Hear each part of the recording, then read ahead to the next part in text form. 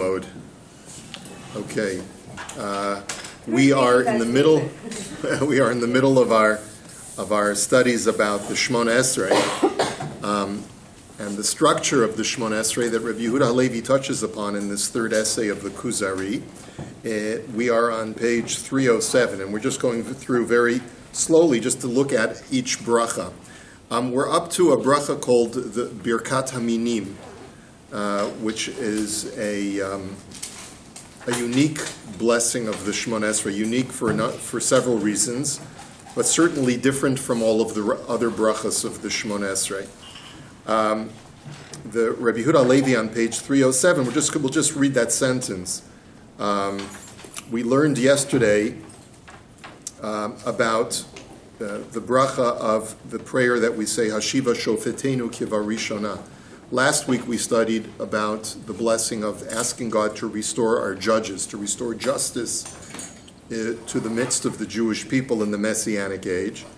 And then Rabbi Yehuda Halevi writes in this subparagraph 10, he says, afterwards he prays for the result of that ingathering, which is the manifestation of justice and the attachment of the divinity, by saying, and you alone, God, rule over us. That's the blessing for justice to be restored and for judges, righteous judges to be restored. Next, in Birkas HaMinim, he prays that wicked elements and wanton sinners should be eliminated. And that's all that we're going to see today from the text. So we're going to spend actually a little bit more time on Birkas HaMinim. That's why I say that today is part one of Birkas HaMinim, because today we're just going to be studying the background of Birkas HaMinim and where it comes from. I want us to study a portion of Talmud together. It's a bit of text, so what I did is I got the translation from online, and so we'll study the translated text for just a minute. Okay, so it's all in English, so it should be pretty straightforward and simple for us to follow along. This is from Maseches Brachot, page 28b to 29a. The sages taught, Shimon HaPekuli arranged the 18 blessings, already extant during the period of the Great Assembly. Now, when we say that it was already extant during the period of the Great Assembly, this means that the 18 blessings existed within our Jewish tradition already during the Second Temple era, when the Anshe Knesset Hagdola convened. So we're dealing with a very ancient prayer that had already been structured long before the temple was destroyed. And when Shimon HaPekuli came along, he lives after the Second Temple period, and he presents these 18 blessings to Rabban Gamliel, the Nasi of the Sanhedrin, in their proper order in the town of Yavne, which is where the Sanhedrin basically established themselves after the temple was destroyed. Due to prevailing circumstances, there was a need to institute a new blessing directed against the heretics. So there was something going on within Jewish society. There was a movement of heretics that had arisen. It's unclear who these heretics were, and what I'd like to do in our discussion next week is to identify who these heretics were. We're not going to identify those heretics today. They are certainly sectarians, a certain sect of Jews who have gone astray. Okay? And we want to try and be able to identify who they were. Rabbi Gamliel said to the sages, is there any person who knows to institute the blessing of the heretics, a blessing directed against the Sadducees? Now, I believe that's a bit of a liberty in the translator, because this word Sadducees is not mentioned in the text of the Talmud. So the translator believes that it was the Sadducees. But we're going to see it may not have been the Sadducees. Shmuel HaKatan, who was one of the most pious men of that generation, stood and instituted it. So he was basically the fellow who said, I will. and he stood and instituted it. Now, what does it mean he stood and instituted it? Can I come in, Rebbe? Do you have your sheitel? I mean, it's for women only. Okay. Okay. I'll have it for next time. Okay. So he instituted this prayer, but he stood and instituted it, which means that the way that they instituted prayers was that they would stand in front of the congregation and lead the congregation in prayer, and he verbally, orally announced this new bracha in front of the kihila. And that they didn't have sidurim, they didn't have any written text of the prayers. This was the way that they taught the congregation the prayers. The Gemara relates the next year when Shmuel HaKatan served as the prayer leader, he forgot the blessing. He scrutinized it, which means that he started to think about it a lot. You're imagining now Shmuel HaKatan wraps himself in his talis, gets up to lead the Shmona Esrei prayer as the Shliach Tzibur, and all of a sudden he gets stuck on the bracha of Birkat HaMinim that he was the one who wrote in the first place. He just can't remember the words. He doesn't know what to say. In an attempt to remember the blessing, and he spent 2 or 3 hours trying to remember what the words of this blessing were. And they did not remove him from serving as prayer leader. Now what that seems to imply is that he's standing there in front of the tzibur, fumfering, trying to remember the words of this bracha. Remember, there's no sitter in front of him. And he can't remember the words. And the people are waiting patiently. No. What's going on? No one knows. Shmuel HaKatan is leading the service, and he can't remember the prayer that he himself had instituted. The Gemara asks, why did they not remove him? Why didn't they just tell him to sit down?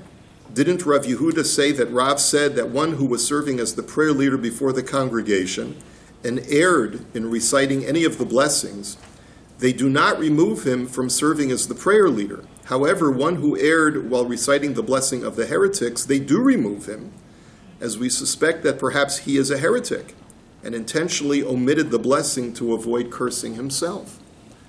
In other words, the law is that if a person fumfers and hesitates in any of the other blessings of the Shemona Esrei, you have to be patient. Don't start stoning him. Just be patient. Let him continue. If he stumbles on some of the words, give him a chance to recover. But that's only if he stumbles on any of the other brachas other than the Birkat HaMinim. Because if he stumbles on the blessing of Birkat HaMinim, we suspect that he himself is a heretic. And therefore we tell him, sit down. Now clearly what you're seeing from here is that there was a big issue of heretics in this particular period in Jewish history. Heresy was a big issue back in the day, not just in Judaism. People were put to death by the Christian church because of heresy. People were put to death in the mosques because of heresy. Heresy was a big deal. Today, we don't check heresy at the door, right? But back in the day, this was a big issue. And if a Jew was harboring heretical thoughts, what those heretical thoughts we have to discuss. If you believe that the concern was Sadduceeism, then the heresy would be, I don't believe in the Torah Sheba'al Peh, right?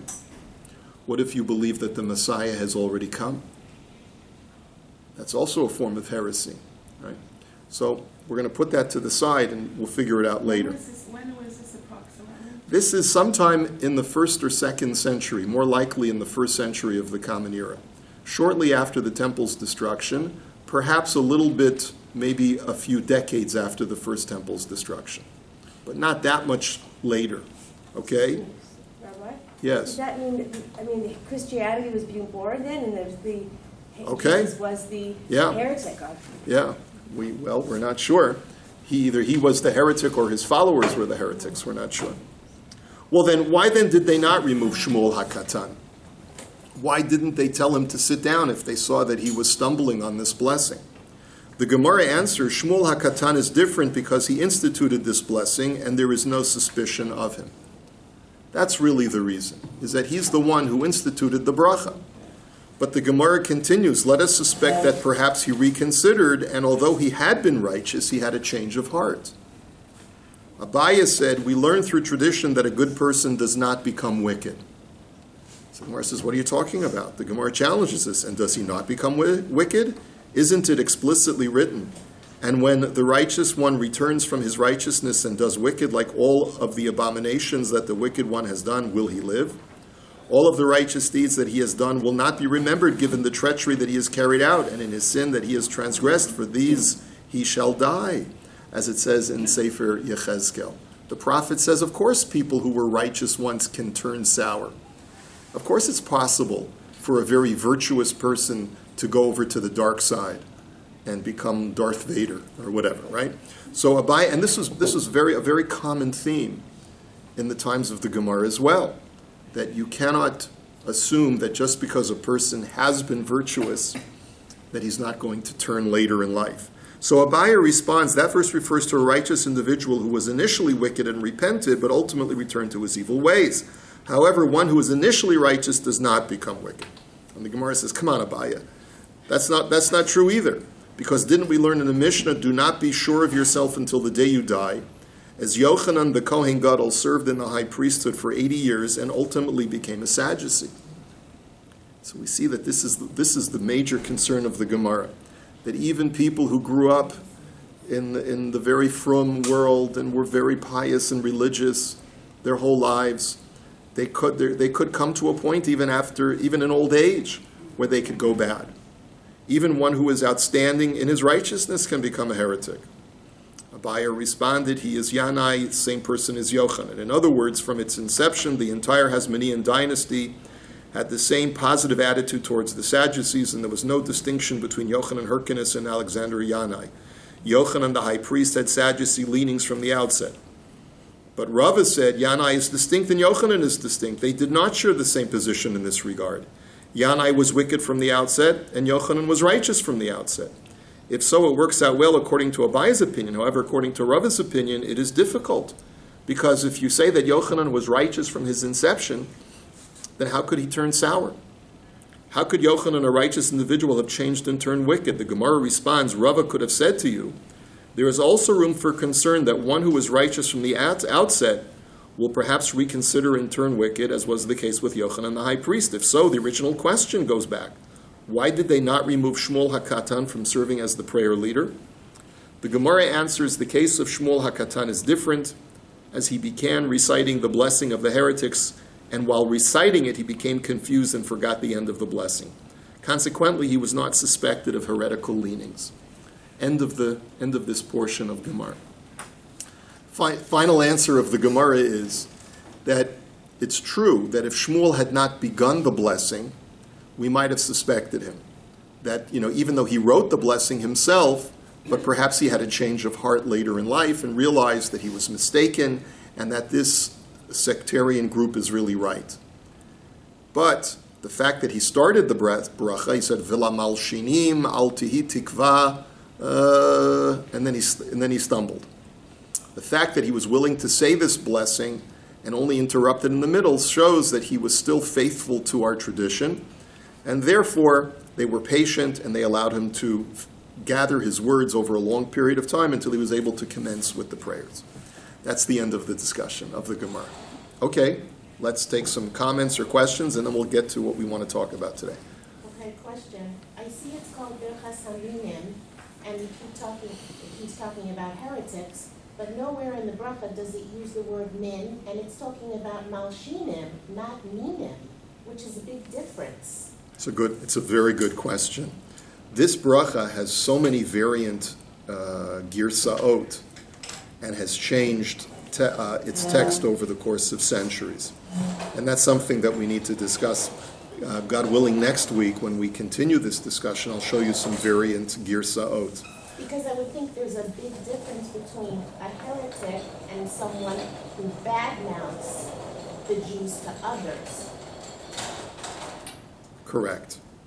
And we have to understand why specifically malshinim is the term that's used, which means informants, people who got Jews in trouble. But then it also says, V'chol harish'a karega toved, V'chol oyevecha mehira yikaretu, V'hazedim mehira. It's talking about various different kinds of wicked people.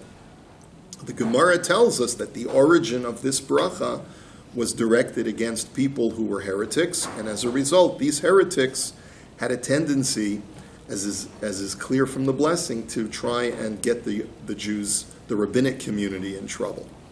And that's where we get connected to V'la Malshinim. But you could have a heretic who just minds his own business and just doesn't believe. Yeah. But that's unusual. That would be the exception to the rule, because heresy, for the guy that we view as a heretic, he views us as being heretics, and we have to try and suppress the other. So there was this constant rivalry that was quite real, and we would sometimes use the government in order to try and suppress the other.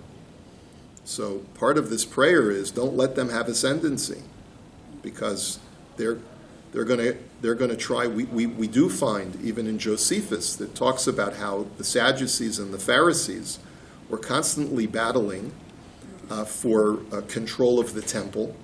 And even in the post-temple period, there was a lot of rivalry. And invariably, the government that was in control of Palestine or Israel at that time would have to get involved. People were fighting. And, just imagine what would happen, if two Native American tribes are battling it out, right? And you have to figure out, okay, what are we going to do? They're vying for this piece of land. They're vying for that burial site. The government has to invariably get involved at one point or the other, and part of the battle would be which one prevails in its ability to influence the government authority. Yeah. So the point a takeaway that I have from this, based on last week, that I learned last week, and so if I'm wrong about this, it would be a good time for me to get clarity. I, in the past, had read Shimon Esrei, specifically heretics and the restoration of justice, as referring to non-Jews. And I guess I was reading it in a very naive way, that we, as a Jewish people, are subjugated, and so heretics was a non. So by virtue of the word heretic, it's coming from within. Perhaps that's true. So, presumably so. Right. So that you had mentioned last week that the Shimon Esrei was specifically praying for our own restoration of everything good from our own people, specifically. Yeah, and it's quite ironic, of course, that this bracha appears in the series of brachas that have to do with the Messianic age. So part of this prayer is that we know that when the Messiah comes, and we're gathered all back in Yerushalayim, justice will prevail. As a result of justice prevailing, all of the evil that is within our community will be uprooted. That's the continuity of this bracha. Yes? What happened to Rabbi Yochanan, the high priest? He served for 80 years. How is it possible that he went off? How could he go over to the dark side? For 80 years being the high priest. Yeah, it's a great question. Well, as our sages tell us, Al tamin ba'atzmacha ad yom motecha. Don't trust yourself until the day you die. You never know. You just never know. Something happened specific, or the Gemara doesn't say anything? The Gemara intimates in another place that that there was something with a woman. It's always a woman's fault. Yeah. Oh, I see. Yeah. And that was something that led him to heresy. The Gemara intimates that. It's not really explicit. But anyway, you have to understand the allure of heresy, what we call what the terminology for kfirah, the allure was very great, and the theological issues that were circulating were far more relevant and pressing back then than they are for us in the modern world. And I'm not saying that in a pejorative of the ancient world. I'm saying that perhaps more of a pejorative in the modern world. Even as recently as a half a century ago, people were fighting as to whether it's good to be Hasidish or Misnagdish. And there were real serious fights, even among Hasidic sects. Satmar was in the streets fighting with Belzer Hasidim, and they were having fistfights with each other. So obviously that's horrific, right? That's terrible. But on the other hand, people at least had principled positions which they felt were important. Today, we're just happy if people are observant. And we don't care, halavai, that, do whatever you want to do, just observe mitzvot. So we're less principled today, and so that's why these things are less, speak to us a little bit less today. And yet we have to appreciate that, especially in this very, very precarious period in Jewish history when the temple is gone, and we have to be concerned about the continuation of Judaism according to its tradition, we have to be very concerned that there be no infiltration of heresy within our ranks. And that's really the concern. That's why the bracha of Ilamal Shinim was instituted in the first place. I just want to talk a little bit about Shmuel HaKatan and just try to identify who he is. There are a few places throughout Shas where we learn about Shmuel HaKatan. It's a very strange name because it basically means Samuel the diminutive one, Samuel the small. Why was he called Samuel the small? Was he short? I mean, if he was short, it's not a very nice thing to say Sam the shorty, right? It's not a very nice nickname to give to a great sage. There were great sages who were short. Rav Moshe Feinstein was, I think, less than 5 feet tall. Would we call him Rav Moshe the short one, right? Rav Moshe the small one? That's not respectful. So why was he called Shmuel HaKatan? There's another teaching of Shmuel HaKatan that appears in the Mishnah in Pirkei Avos, which you have on your sheet here. Shmuel HaKatan Omer, Binfol oyivcha al tismach. Now Shmuel HaKatan is a sage, and he states the following. He quotes a verse in Proverbs, chapter 24, which says that when your enemy falls, do not rejoice. Uvikishlo al yagel libecha. And when he stumbles, let your heart not be mirthful. Pen yireh Hashem v'ra be'einav, because God may see that, and it'll be bad in his eyes. V'heshiv me alav apo, and God will remove his anger from off of your enemy, and end up placing it on you instead, is essentially what's implied in that verse. That is the entirety of Shmuel HaKatan's teaching.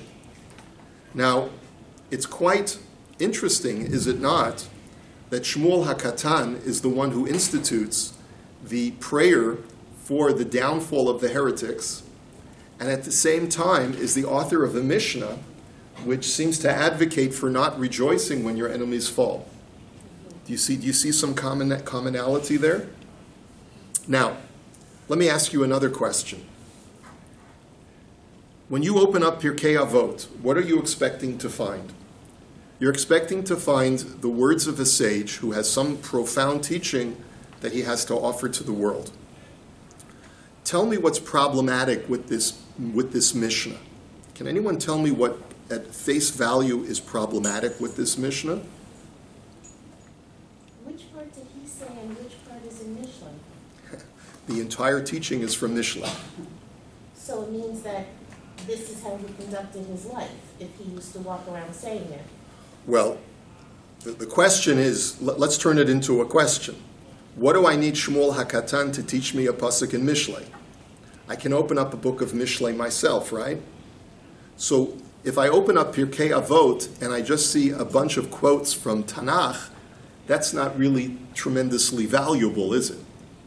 What the sages need to do is to continue the exercise of teaching us ethics and morals that are post-biblical, or that are an elaboration or an explanation of the biblical.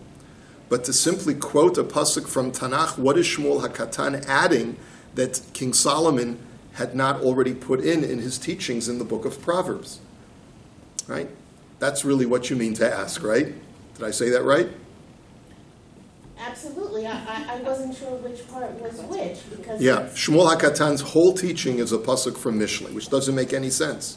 Well, it must be that he stood for this. He stood for it, but still, what is he adding? This is what I stand for? How is that relevant to our understanding of the teaching in Proverbs? Okay. Oh, maybe it's the connection to because of this prayer to wipe out your enemies and destroy your heretics. Don't rejoice in that. Yes, we're going to connect it all together now. So what I want to do is put this all together. First of all, why was he called Shmuel HaKatan? He was called Shmuel HaKatan because not of his height, but rather because of his great humility. First of all, you should know that the power of this question in Pirkei Avot causes Rabbeinu Yonah, who's a commentary on Pirkei Avot, to say that there's actually a piece of this Mishnah missing.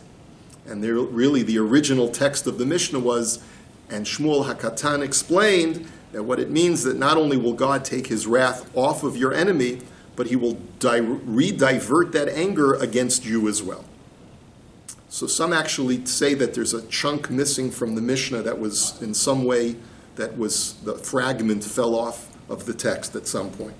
But that's not the way most of the commentaries understand. The Medrash Shmuel, which is a commentary on Pirkei Avot, tells us two reasons why Shmuel was called Shmuel HaKatan. Number one, he constantly belittled himself, deeming himself unworthy.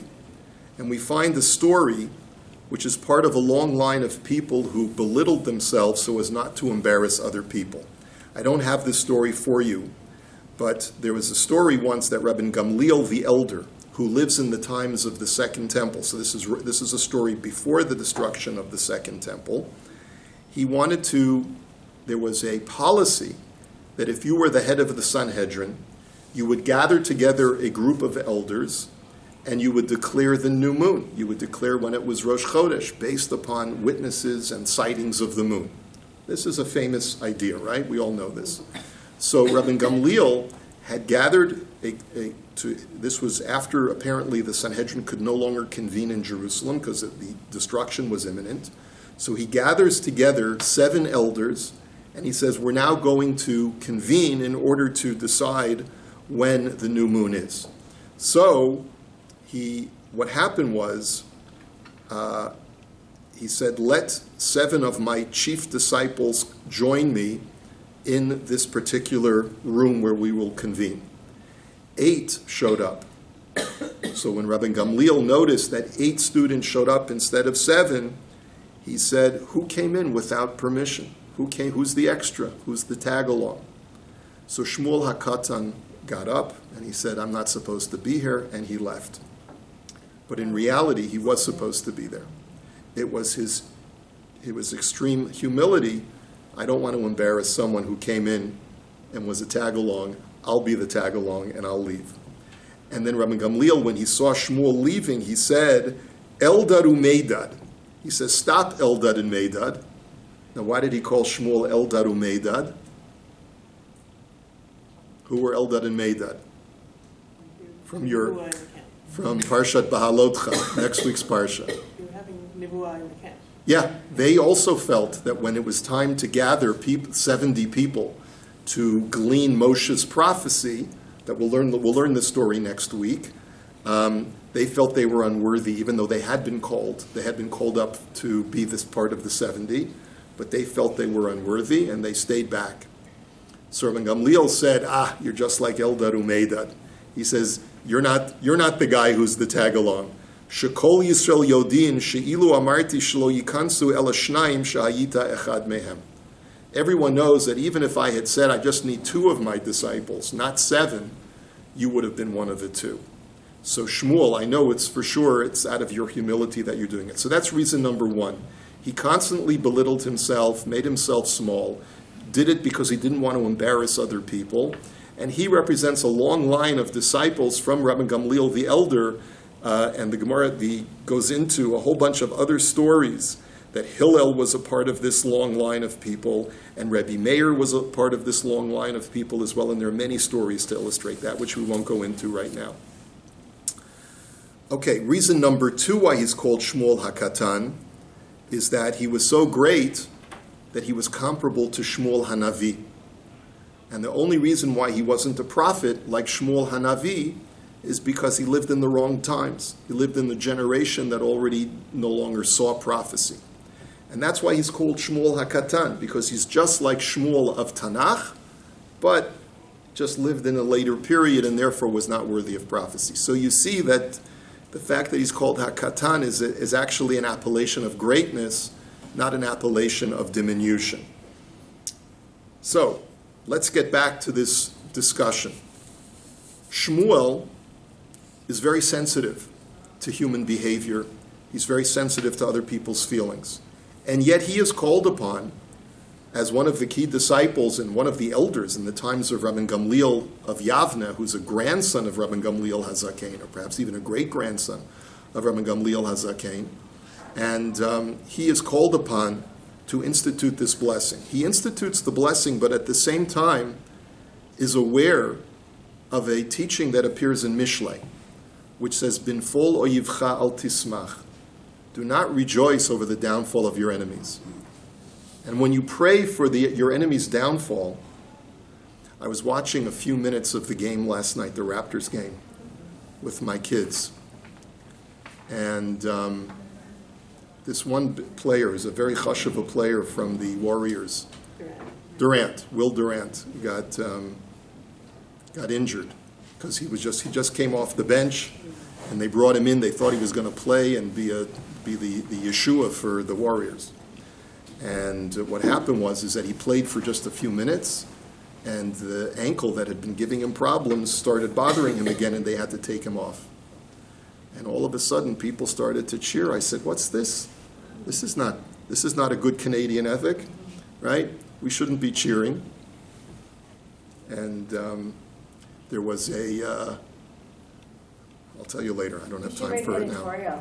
That would be really Yeah, helpful. I'm going to give a drasha on how we Canadians are very, very polite, and we don't rejoice from our enemy's downfall. But anyway, so you're not supposed to rejoice at your enemy's downfall. So Shmuel HaKatan is called upon to do this. He notes a certain dissonance between himself and King Solomon. It's easy when you're King Solomon to say, Binfol oyivcha al tismach.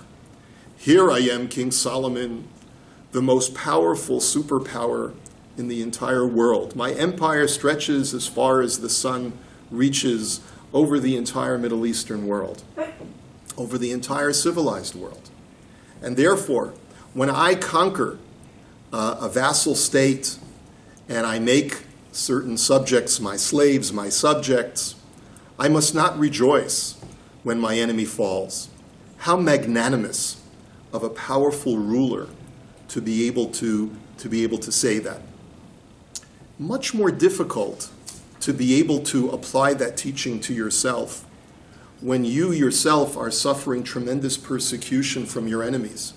And you're not the emperor. You're not the king of the world. To be able to live by the maxim, Binfol oyivcha al tismach, when you have already suffered at the hands of that enemy, when you have been downtrodden and persecuted and your people have been murdered as a result of that persecutor, when you yourself know that the small victories that you may achieve over your enemy will not result in you being completely ascendant in the aftermath. Much more difficult to fulfill this teaching of Binfol oyivcha al tismach, do not rejoice. Because how can you not rejoice when the Nazis are finally brought to justice? How can you not rejoice? I mean, finally, thank God, an end to these murderers. Yeah? So it's a much more difficult teaching when you're not King Solomon. And I would therefore suggest that the reason why Shmuel HaKatan taught this verse in Mishlei is specifically because he saw the tremendous difference between himself and Shlomo HaMelech. Perhaps one might think that the only person who can say that it's wrong to rejoice when your enemy falls is if you're in ascendant position to begin with, and you have all the power. Then don't rejoice when your enemy falls, because you can afford to be magnanimous. But when you're a katan, when you're already in a downtrodden state and you achieve that minor victory over the major persecutor, maybe it's okay to rejoice, to have that moment that you can relish. And that just to take a moment of respite, of saying, oh, thank God, and let's make a simcha, because at least temporarily we have some respite from this terrible persecutor. And that is the teaching of Shmuel HaKatan in Pirkei Avot.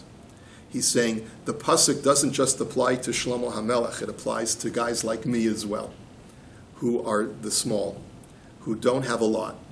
And still it's wrong for us to rejoice, because we have to believe that Hashem is running the show. And if we were being persecuted by that enemy, it was by the hand of God. And if we are ascendant over that enemy, it is by the hand of God as well. And to see someone else suffering, even though they deserve the suffering, is bad for me. It's bad for my character to develop that within myself, that feeling of rejoicing to see someone else suffer. So this is the point that I think is going on in the Gemara, the story in the Gemara in Masechet Brachot. The reason why Shmuel hesitated, and why did he hesitate after all? I mean, he had just wrote the bracha the previous year. Did he have such a poor memory? The reason why he hesitated was he caught himself. When he was saying the bracha of the Lamal Shinim a year later, perhaps the condition of the rabbinic community was a little bit better than it had been the year before. Perhaps they had experienced some minor victory over the heretical community, whoever that was, and could be a little bit smug in their rejoicing over the fact that they had been able to prevail over a certain conflict that they were going through with this heretical community. And all of a sudden he realizes, hey, as he starts saying the story about these minim, about God destroyed the minim, he starts to feel a little bit of pride and a little bit of glee over the fact that we're in a much better position than we were last year. And all of a sudden he can't get through the bracha because he realizes that I'm having too good of a time saying this bracha. You understand? I'm having too good of a time. I'm rejoicing at the downfall of my enemy. And that's why he stumbled. He couldn't get through the bracha. And he had to wait a long time before he was able to regain his composure of being Shmuel HaKatan once again, Shmuel the humble, who realizes that everything is in the hands of Hashem. So that's what I think is going on in this bracha. And the calling for all of us is that, there's a lot of cries for vengeance against the evil people of the world. But we have to know that when we call for vengeance and we say never again, and we have that, the fist of triumphalism, that it's really not triumphalism, that it's a call for Hashem to avenge all of the blood that has been spilled of our Jewish relatives and ancestors and so forth, but not that we should rejoice and want to stand over the graves of our enemies. There's a very subtle difference between the two, as you can see. We have to know what the difference is. Okay, that's what I wanted to say. Go ahead. Thank you. Just quickly, and the added ending that you expressed about, and if we do show that, if we do rejoice, God forbid, then it will have the reverse effect, and your enemies God will take the wrath off your enemies. So it's an added incentive to be humble. Yeah, right. So remember a few weeks ago, I think you were talking about how you're not supposed to wish bad on somebody. And I remember because I asked you that question, I said, well, can you just say they should get what they deserve? And you said, no, you shouldn't even say that. So, but here, it's contradictory, really. Because here they're directly saying you should bring the downfall of these people. Yeah, well, it's proper to ask Hashem, when people are evil and are persecuting you, it's proper to ask Hashem, please bring justice against these people. But the Gemara, the difference, I don't remember our discussion back then, but the Gemara says that one of the things that causes a person to be severely punished is iyun tefillah. Now, iyun tefillah is normally a good thing, because what does iyun tefillah mean? Scrutinizing one's prayers. You're supposed to scrutinize your prayers. What we're doing now is iyun tefillah, which is studying the words of the tefillah to try and get a better understanding of them. But what the Gemara means in that context is to scrutinize what is the result of your prayers. Hashem, you know how so-and-so is so terrible to me, is so mean to me, and is making my life a living hell. I ask you, Hashem, please bring judgment against that person. If you're constantly waiting for that to happen and scrutinizing that Hashem should punish your enemy, that's the iyun tefillah that the Gemara is referring to. It's one thing to say, please Hashem, please save me from those who are persecuting me. It's another thing to constantly be focusing on it and fixating on it. That's what, because ultimately what results is Hashem says, wait a minute, I understand someone's making your life miserable, but why do you think you deserve that that person should suffer because of you? Let me see whether you're really that righteous that that person should have to go through suffering because they're making you miserable. And that's the attitude. The attitude is, don't fixate on that issue, because the more you fixate on that issue, you're going to be arousing divine scrutiny upon yourself. Say, let me see, you're asking me to bring punishment upon another one of my children because of the suffering they've caused you. That implies that you think you're more important than that other person. They deserve to be punished instead of you. Let me see. Let me open up the ledgers. Let me open up the account and see what really is going on here. Okay, and so there's that balance. Okay, save me from my suffering at the hands of so-and-so, but then leave the rest up to the Ribbon Shalom. Don't try and say punish that other person and so forth. Okay, so at the end of the prayer, we actually ask that our enemies become humble. So we're praying for them, because with that humility that God's asking that we should have on ourselves, we're asking an enemy would cease to be a foe if their heart changes and so I wish my Hebrew was better, but I don't know what the Hebrew is for humble in this regard. Well, you know what? Next time we'll take a look. The prayer is pretty graphic in not only humbling them, but sort of breaking them. So a lot of times we had reason to be very concerned about our enemies.